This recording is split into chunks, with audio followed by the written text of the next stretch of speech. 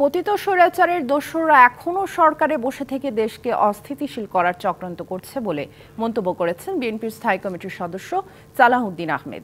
সকালে রাজধানীর চন্দ্রিমা উদ্যানে জাতীয়তাবাদী ওলামা দলের ৪৫তম প্রতিষ্ঠা বার্ষিকী উপলক্ষে দলের প্রতিষ্ঠাতা প্রয়াত রাষ্ট্রপতি জিয়াউর রহমানের সমাধিতে শ্রদ্ধা নিবেদন শেষে মন্তব্য করেন তিনি।